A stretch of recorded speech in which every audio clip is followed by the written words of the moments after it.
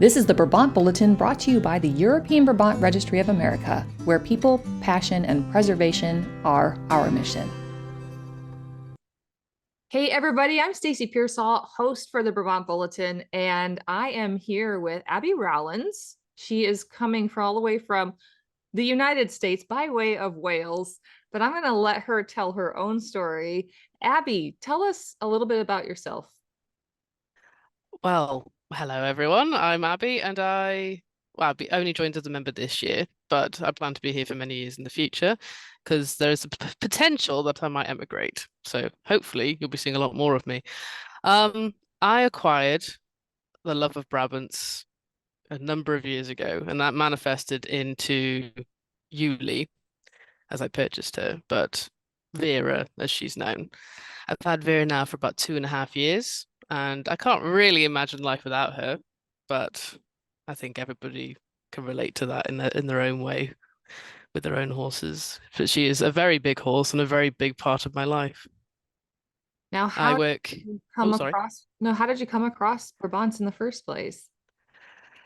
I'd always loved horses, and I have a very particular special interest in the bigger and hairier, the better. And that, but side part of that is I'm a stickler, sorry, I'm a stickler about white markings.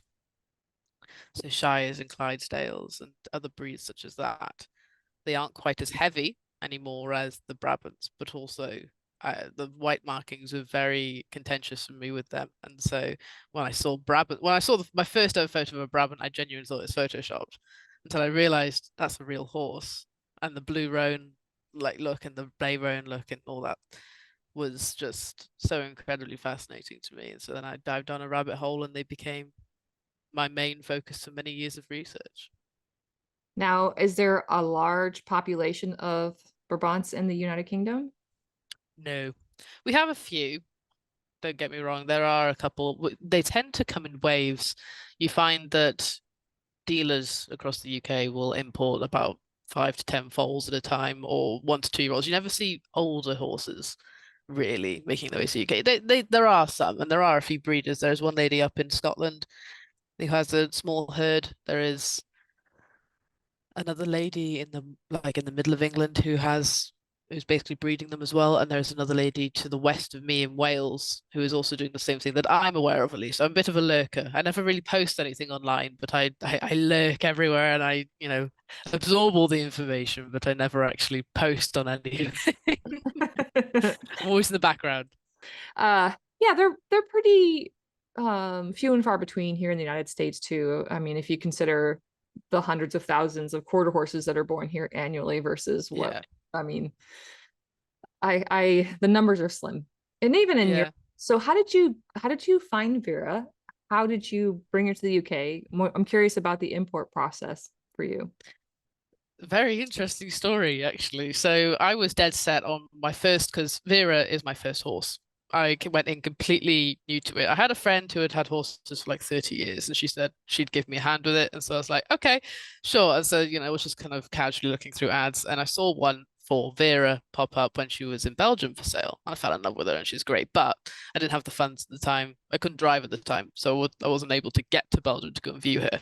So she sold and was imported by a lady in the middle of nowhere in North Wales by chance, and it just so happened that I saw her post and she'd arrived, and it was all good and dandy and everything about how she'd made the journey, and she seemed absolutely unfazed. And then a week later, she was for sale again. So I was like, "Oh, okay, brilliant." Dashed up. I literally messaged her on the Friday, viewed her on the Sunday, bought her on the Monday. But the story goes, a lovely little lady called Yvonne imported Vera, but got her hands to centimeters conversion muddled up, is what she told me. So she thought she was about 16 hands. And so when she got off the lorry and broke it, because she's 17.3 hands and just shy of a ton, I think she's 17.3. She might actually be 18. She's a very tall Brabant. But when she realized Yvonne was about 70 years old, needed new hips and had new knees, I think that was the way around it was. It couldn't drop down when dismounting. And so she had her for about a week, realized her mistake. Loved her to death. I still send her updates now. She's a lovely woman, but just wasn't rideable, wasn't usable. She had two other cobs already, Hmm. um, two other geldings, and just put her up for sale. And I was the first person to view her, and I bought her straight away on site because she was just gorgeous in every way. So, gosh, I mean, that's quite a literally a big mistake to to make in Quite terms. literally, yes. Yeah, my first Brabant, I think, was a bit of a size issue as well, because the gal I got her from was shorter in stature, and I think, my mare's 16 too, so that's any size like that can be a little intimidating, even if Yeah. they're as gentle as they are. So, Yeah, I'm 5 foot tall. Dead. That is all I am. So, you know, I make Vera look massive. I mean, she is massive, but like the top of my head comes to about her back, not even her withers. So that's about where she sits on her back. She's flat backed too. So it's an interesting one. But they do seem to be a little bit shorter in the US, I've noticed when I've been looking at like for sale ads and for stud ads. no, because my friend Dr. Plotty is one of our board members. His stud is 18 hands tall. Oh, I nice. think there is a contingent of folks who like the shorter style. So Yeah, they the lean shorter toward the, statured. yeah, they lean toward the Ardennes short and stocky. And I know some of them have imported from Holland from the shorter stock. And I think a lot of it is because, throwing harness over an 18 hand horse, doing that every day, it's heavy. It's heavy work. Yeah. So, and I think No, it I really completely depends. agree. And it's oh, sorry. No, I was gonna say, I think it really depends on the job the horse is doing too, really. Are you riding primarily, or do you have Absolutely. plans to drive? Um, Vera is currently just a brood mare, and that's Okay. probably all she's ever going to be. I don't really have any interest in riding. Um, maybe a little bit in driving, but the cost to get into that, like with everything with horses, the cost to get into the actual aspect of that hobby is so extraordinarily large if you want to do it right. That maybe someday, but currently that's just on the back burner. I went to a 3 day long course middle of not middle of last year, the year before, and I learned to drive. And I completely agree with what you're saying with putting the harnesses on a very big horse. I struggled with like their 14 3 hand cobs, Yeah. with my little short stature. So I think when you are shorter and you have a larger horse, you just got to adapt the technique that you're taught because there is no way I could actually do that with Vera. Mm. I'd clock myself in the face and I get it on her back. As a first-time horse owner, how has it been having a Brabant as your first horse? A learning experience. She's a great horse. I hope a lot of people will relate. She is forgiving, but doesn't let me get away with anything. But well, you, she's everything in a way. But she is difficult in some aspects. And so I've learned so much and I've put so much work into bonding with her and working with her. And like most Brabants, scratches and treats are like the best ways to actually get them on your side for anything. But battling CPL and the other things that come along with that, I think she sort of understands that I help her with those things, but still 2.5 years later doesn't make it easy. Mm. Nothing's easy, but nothing's impossible. Does that make sense? Sure. Now, so she does have CPL. Oh yes. So when I got her, she had quite severe CPL. I'm happy to report that in the last 2.5 years, it hasn't gotten any worse. So when I first got her, I immediately put her onto a marigold and cleavers diet and all the recommended feeds and the treatment and flamazine and all the kind of everything that goes together with it. Just threw it all at them. Um, and it did I think a lot of people see the same thing where it improves a little bit and then it stays there. At Mhm. that point, you've got to maintain that level, otherwise it will degrade again. So I imagine that will impact her in the future. She's a bit clicky now and she's 10. So I think I've gone to her a little bit late for preventing future issues, if that makes sense. But we maintain it. The only reason I keep her feather on is because she's very self-destructive. And so taking that off causes more issues than it's worth because she That is, because she's scratching. yes. Have So, but even when I you take it off, she just goes goes wrong. at So it. have you seen Dr. Marique Brace's recent study and she did a blind study over the course of a year about treating feather mites for I think Brabants. I have seen that. I think I saw that on the CPL support group on Facebook, Yeah, which so is a great resource. treating with Sidectin. And I Yeah. have to say, as soon as so we did a clinic with her over the summer. And as a member, you can go into the portal and watch the entire thing. But she talks about doing this blind study with Sidectin, and it was 100% effective. And so, like, if you see scaling or oozing or any exudate and things like that, after one treatment, it kills the mites.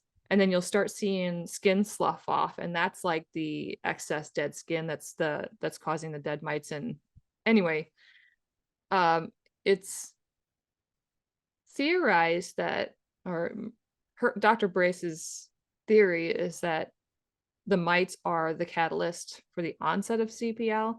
And if you Okay. can, yeah, if you can eradicate the mites, that reduces the inflammation. Of course, I have an older mare and she's got very mild CPL. She's gonna be 17 in the spring. So she's doing really, really good at her age. But 17's a great age. yeah, and then, but like you said, keeping them from progressing any further and mitigating any of those other symptoms. And so this Sidectin thing is pretty awesome, in my opinion. Yeah, I'll definitely look into that. Previously, the yard that I kept her on was quite small and contained, and she was the only feathered horse on the yard. I've moved to a much bigger yard in the last few months, and so it's a much more pressing matter, the issue of mites. That's interesting. I'll definitely look into that. For a bit of background on myself, I have a degree in genetics and biochemistry, Hmm. um, and have a special interest again in horse genetics and horse care in that aspect. So I'd always theorized that there's definitely a genetic component of it's a game of risk essentially. Of the thicker the leg, the more likely you are to develop it. But mites working as a catalyst definitely definitely works. That's interesting. So tell me a little bit more about that background. Yeah, degree in genetics and biochemistry, never used it in a proper field. Unfortunately, I live in a very rural area, and again, at the time that I finished university, couldn't drive, couldn't actually make my way to the areas that had those jobs. So now I work in software. But the way that my degree is now used is through my hobby, which is horses and other such and such. Brabants, they are slightly interesting in terms of their genetics, their color genetics, especially with their I'm sure you're aware, but with the issue with our roan version being homozygous embryonic lethal, which is a very long-winded way of saying roan plus roan equals a miscarriage, essentially, within the homozygous case. So when the baby has two copies. Um, but otherwise, they are just straight through, very easy red, black bay with roan or without roan and grey on top of that as well. So I love all of that aspect of things. And I previously, as I mentioned at the beginning of this a little bit, I used to breed, show, and judge beta fish across Europe with our because in the US you have the IBC, the International Beta Congress. Over here you have Betas for All. So I was on Betas for All judge line. And they have very, very interesting genetics. So that was how that took hold for a significant amount of time before I got Vera. And COVID happened as well. And that made fish keeping a very difficult thing to do with skyrocketing bills and all that such.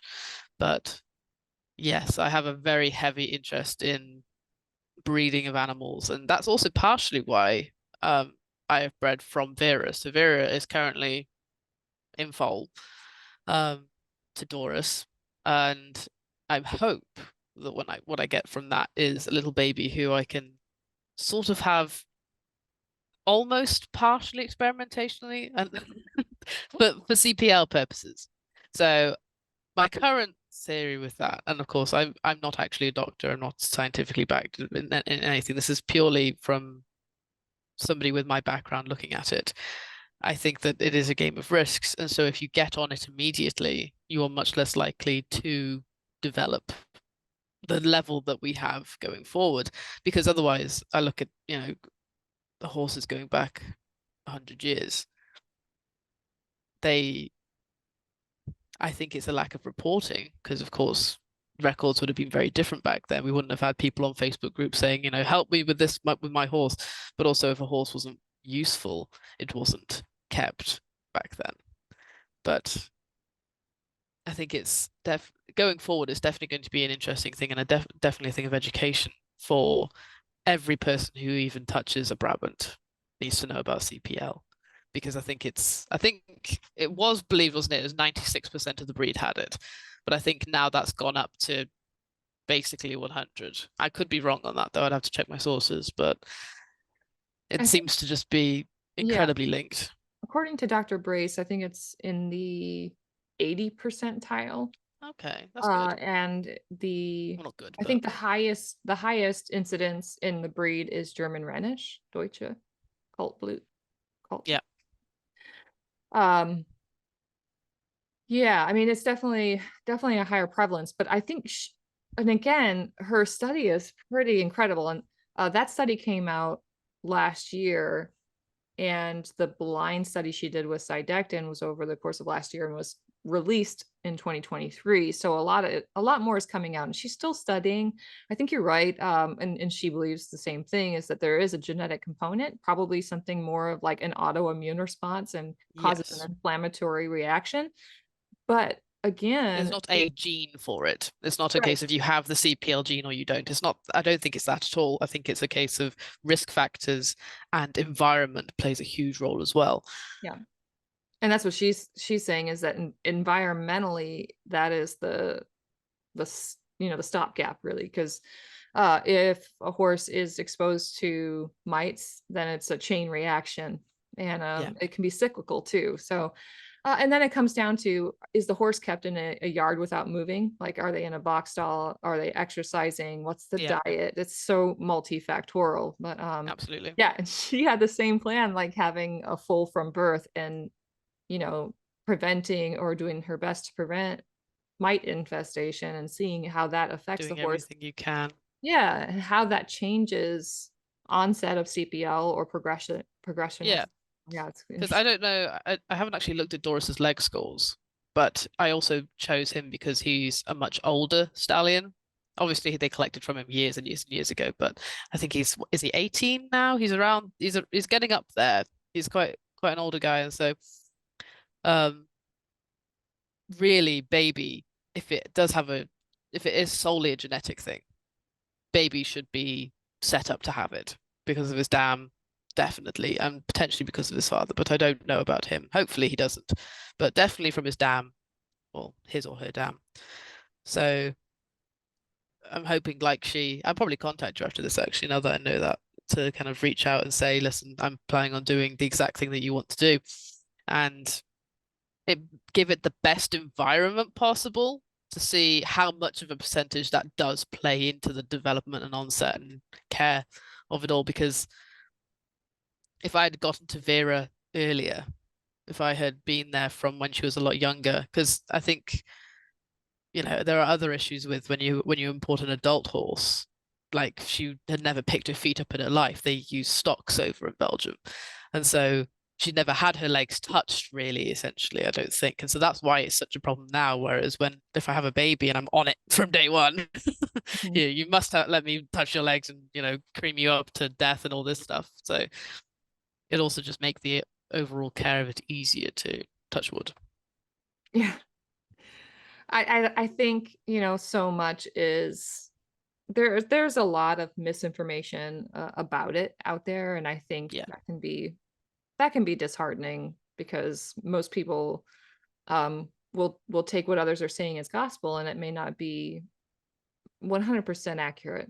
And so we at the EBRA are trying our best to invest in research, and host clinics by professionals who are currently working the issue, who really know best. And so this is an opportunity for me to plug for the members portal. Right now, you can go and watch Dr. Marique Brace's full CPL clinic, and where she talks about the multifactorial issues, how best practices and maintenance and treatment. And you can also watch Dr. Beth Valentine's clinic on PSSM, EPSM.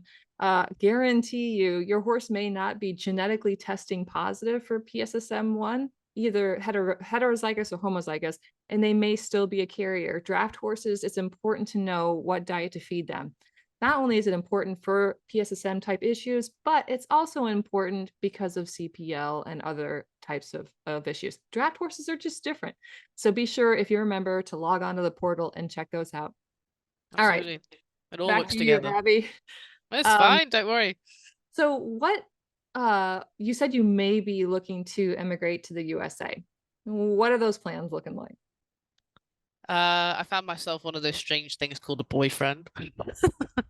And he is American and lives in he lives about an hour away from Albany, New York. Okay. And so that's currently where I am. Um, and horse-wise, everything is better in the US for keeping and managing and all that sort of stuff. Not to toot your horn too hard, but it simply is. I come from Wales, where I have been wading through mud, like, 1/2 foot deep mud for the last 4 months already, and I've got several more months set in for it.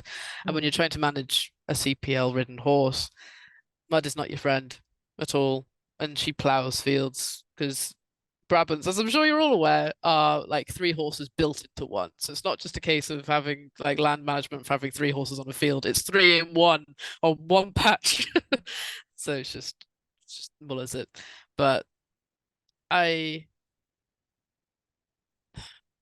currently, it could be within the next few years, or he could move to me. If he does move to me instead of me moving to him, then I will still remain a member, but I will obviously have limited impact on the EBRA. But I really like what I've been seeing from the EBRA in terms of the engagement, the events, the clinics, everything like that run is, and it's nice to see because we don't have anything in the UK.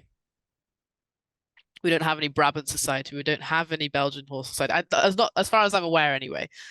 I could be wrong on this, but from what I've been lurking online, I haven't really. I've seen groups and I've seen meetups, and there's heavy horse societies, but I could be wrong. Well, just know you're always welcome into the group. And the good thing is, Canada and the United States, that's a pretty vast expanse. So a lot of our educational clinics are online. And Yeah, being from the UK, we speak the same language, so that's always beneficial as well. Uh, absolutely.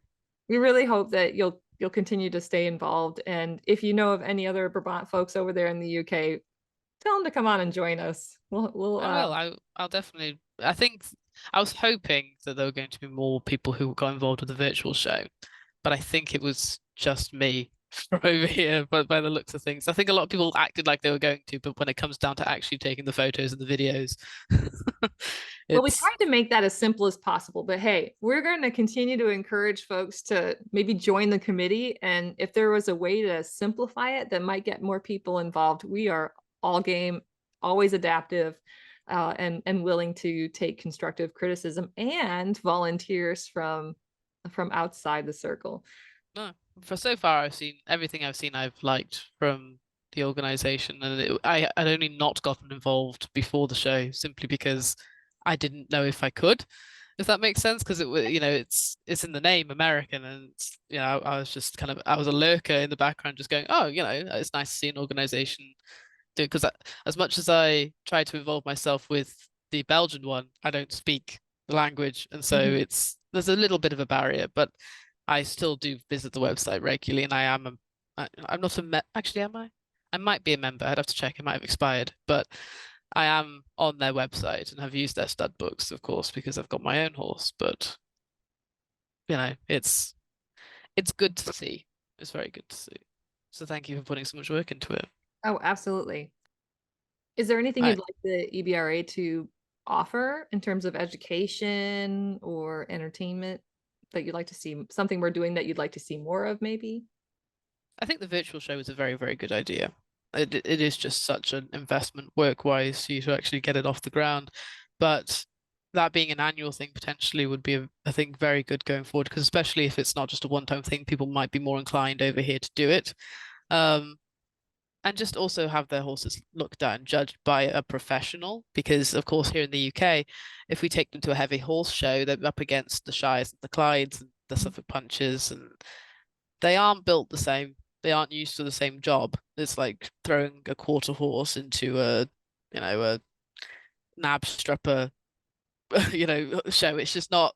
Well, they might look similar enough, like they're used for different things, but I think that hopefully would get people getting their horses out of the field and actually photographed and moved around a bit. But yeah, I'm just an enthusiast essentially. I absolutely dote on that horse. I love her to death, and she is so intelligent but complex. So you've really got to work with them to understand them. And like every other horse at the yard, the other thing hopefully going to see. I'm not sure if this is the case for you. I'd be really interested to know actually. Are any of your Brabants food aggressive or food guardy? Only one. And Was that an import? no, she's the offspring of two imported horses. Interesting. So every Brabant I've ever met, including Vera, has been highly, highly food aggressive, like terribly food aggressive. And so I was hoping to see with Baby again if that was a genetic thing or a environmental thing from, foaling and weaning. That's an So interesting concept. I wonder a lot too. Have you observed whether those particular horses are more on the alpha side of the totem pole? Vera is what I call like what people have told me in the past is the safety inspector. So she is very, very alpha. It's in the case of she doesn't like other horses in her space unless she allows it. But in a herd environment, the herd will be here and she'll be off to the side, maintaining their safety, essentially, keeping an eye on everything else. She's quite a high-strung individual as a result of that, and so she's got a lot on her mind. And so when I first got her, the biggest training thing we had to get through was her to trust me enough with her instead of her trying to look after me. Mm-hmm. And that communication took quite some time, especially for somebody who's new to horses. But luckily, I've come across a brilliant foot trimmer and a brilliant trainer who have just made my world so much easier and helped me speak horse, because it's unfair to expect a horse to speak human. Yeah, it is. Well, and understanding that a horse's language and their way of living is just different. And we tend to project our own feelings and emotions on that versus taking a step back and looking at it through a horse's dynamic or a herd Absolutely. dynamic. I will say that the one filly I have, she's food aggressive, but I think she was kind of born that way because Yeah, I got her from my friends Rebecca and DeHaan, who are also members. They're the founding members. And she told me, she's like, hey, just so that you know that we've started Agnes on hard food, and she's definitely, standing her feisty. ground with her food. So that's something from the moment she came off the trailer is something I've been working on with her. And she's gotten a lot less like instead of kind of going after the other fillies in the yard, she's kind of keeping her own space, which is all that I can really ask. And when everybody's done, she'll go and around and clean everybody's dishes out because Mm. they're empty, but she does her thing. But and again, I think that comes down to, I think some of it is genetics. I think she was probably somewhere in her line, she's got, alpha in her. And then Yeah. personality wise.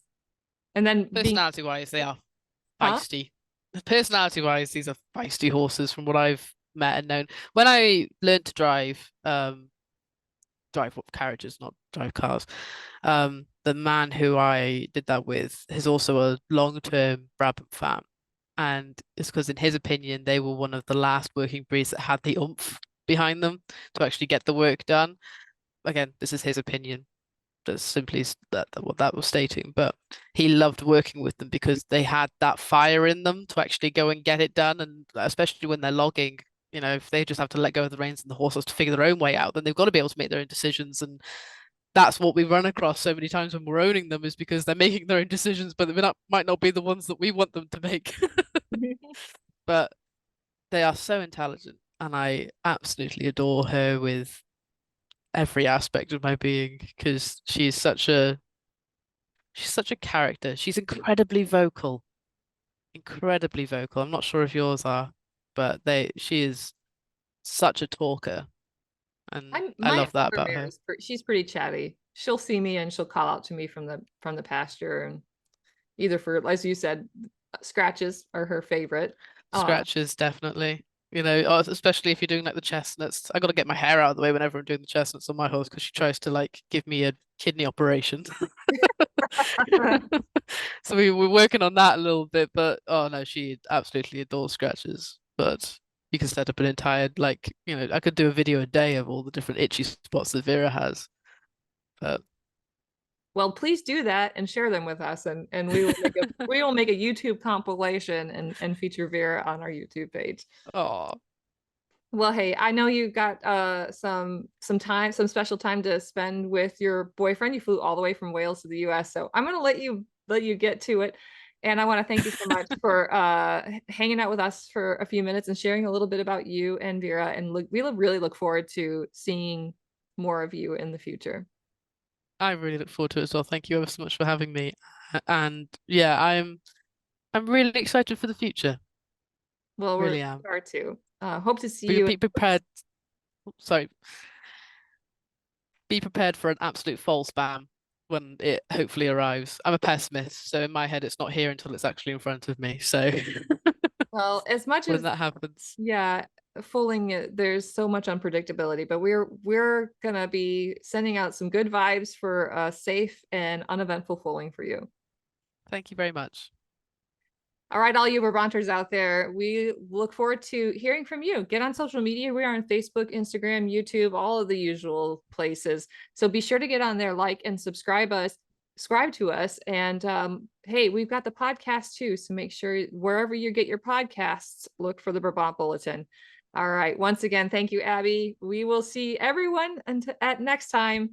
Until then, be safe.